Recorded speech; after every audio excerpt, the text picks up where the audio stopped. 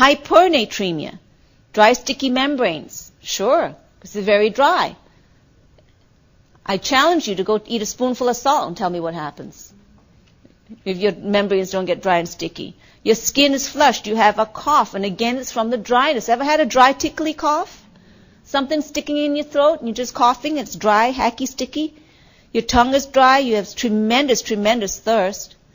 And what are some of your nursing interventions? Well, it's basic. If you don't have enough, you give it. If you got too much, take it away. How many of you guys have cooked?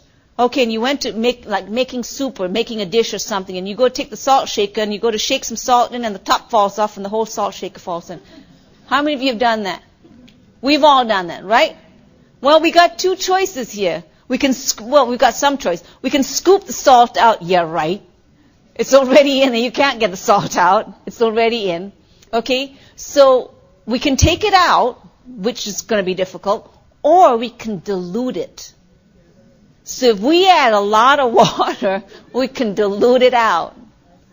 Okay, so now instead of making food for 2, you have now made food for 30. But it's okay. You didn't waste the food, and you didn't waste this 49-cent bag of salt. Okay, so it's very simple. If you don't have enough, you give. If you got too much, you take it out, or you dilute it. Makes sense, right? Okay. Now, was that easy? Okay. All right. Our next electrolyte is potassium. Now, the same thing that I talked to you about with potassium, with sodium applies to potassium. Potassium transmits electrical impulses and muscle contractions as well. Right. Now, we need potassium to maintain an acid-base balance. If you look at your periodic table of elements in your chemistry, I know that was a long time ago, but go home and pull out your chemistry book and look at the periodic table of elements. You will find that potassium and hydrogen are on the same level and the same side. Okay? Hydrogen is number 1 and potassium is right down the same level. Okay? Now, what does that tell you? It tells you, therefore, that potassium and hydrogen have the same qualities. That's basically what and again, I'm doing nutshell simplistic, okay? Have the same qualities. All right. If you have potassium is very important with acid-base balance. Very, very important. If you've got a situation of acidosis, okay? So with acidosis, you know that with acidosis what happens? You've got a lot of hydrogen ions, right? With acidosis. So the body doesn't like to have a lot of hydrogen ions sitting in the blood. So what it does then is takes the hydrogen ion and it dumps it into the cell. Okay, it moves it, wants to get rid of it. Doesn't know how to get rid of it. The best way to get rid of it is dump it into the cell. Well, when it goes into the cell, it gets kind of crowded. There's not enough room for the potassium to stay in there, so the potassium comes out.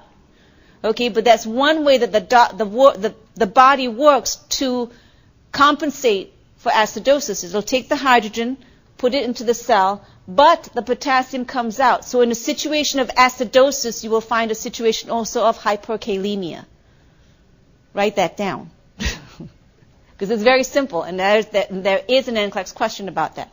With acidosis, you have hyperkalemia. Hyper, high. Okay? With alkalosis, you have hypokalemia. Other way around. So that's how your potassium works to maintain acid-base balance. All right, if you don't have enough potassium, okay, you've got a situation of hyponatremia now, okay? It's less than 3.5. Now remember that you remember how your heart works? Right? You got the SA node, right? The SA node fires, sends an impulse down to the AV node. The AV node fires, sends an impulse to a bundle of his Purkinje fibers, right? And so you know that's how the heart works. Well, guess what happens? Remember potassium, we need this for electrical conduction? Okay. If you don't have enough potassium, SA node slows down its firing. Now, what's the intrinsic rate of the SA node? Well, the intrinsic rate of the SA node is between 60 to 100, right? What's the intrinsic rate of the AV node? Now, I hope I'm not speaking Greek to all of you, and I hope you all know what the SA node is and the AV node and Purkinje fibers and stuff like that are, right? If you don't, well, you know, you might want to go home and look at your anatomy books. So your SA node if you don't have enough potassium, your SA node doesn't fire as much. But again, back, intrinsic rate of SA node is 60 to 100. Your intrinsic rate of your AV node is what? 40 to 60. Your intrinsic rate of your Purkinje fibers, your ventricles are in the 20s, 20 to 30, 20 to 40. Okay? So, here's what happens if you don't have enough potassium. Your SA node's intrinsic rate is 60 to 100. If you don't have enough potassium, maybe it won't fire it doesn't fire as much. Okay, so if it doesn't fire as much and it drops below that intrinsic rate of 60, then the AV node can take over. Remember, your SA node is a pacemaker of the heart. As long as that is functioning and firing, the AV node doesn't get a chance to fire because it doesn't need to fire. But if your SA node falls down on the JOB, then your AV node will take over. No question. And if your AV node falls down on the JOB, then your Purkinje fibers, your ventricles will take over. No question. The problem is the ventricle firing rate is not compatible with life. But, so you follow. If your SA node doesn't fire because it doesn't have enough potassium to cause this electrical firing, then your AV node can take over. That's why with hypokalemia you find ectopic beats in the heart. Does that make sense? If you understand this, you can rationalize it out.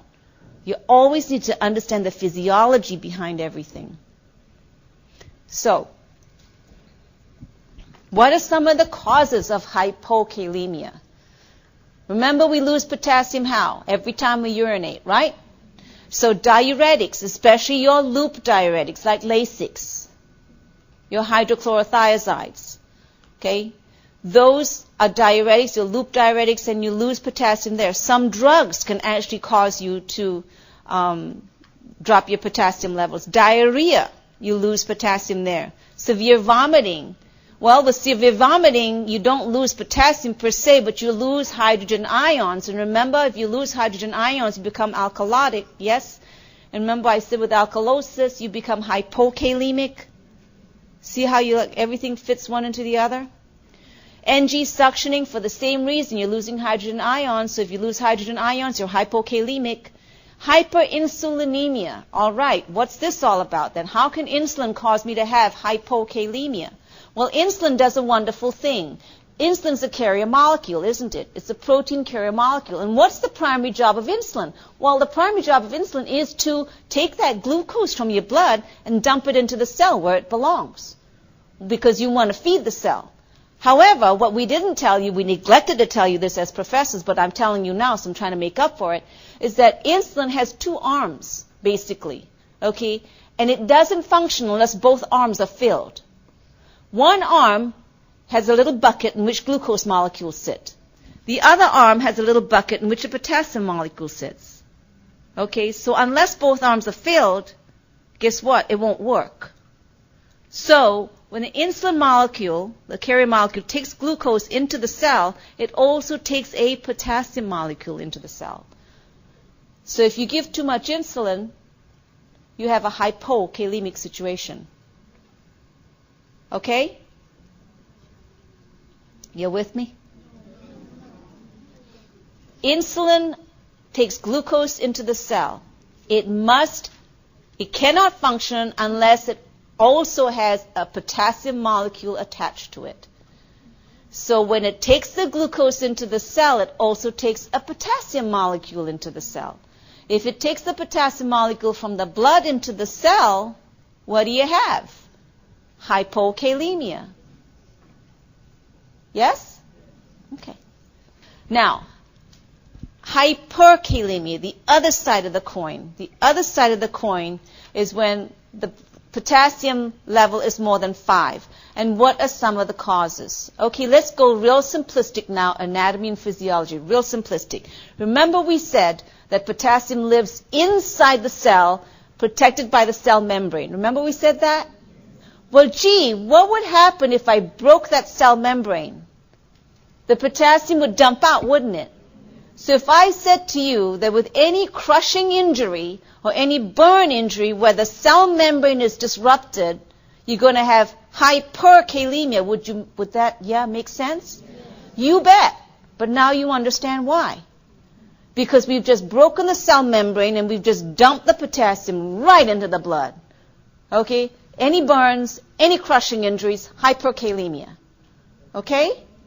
How do we treat hyperkalemia? Well, we can give K-exalate, that exchange rosin. You know what that is, right? It's actually a cation exchange rosin. Or we can give insulin.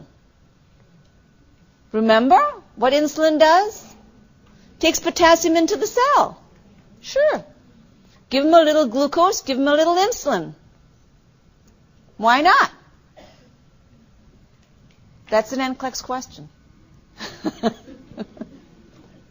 Thought you might like those things. Okay. Any situation of acidosis will cause hyperkalemia. All right. So now if I said to you, remember, if we don't have enough potassium, the person's going to be, we don't have muscle firing, we have muscle weakness, right? We don't have the nerve conduction either. So if I told you that with hypokalemia, this is what happens. Little muscle weakness here, okay, little fatigue, abdominal distension because nothing is firing. Ileus, what is ileus? That's when your intestine just slows down. Okay, remember, nothing's firing here. Okay? All this is from nothing firing, abdominal distension, because the peristalsis is dropped. Okay, so your stomach is all swollen up. Cardiac arrhythmias, I explained that already.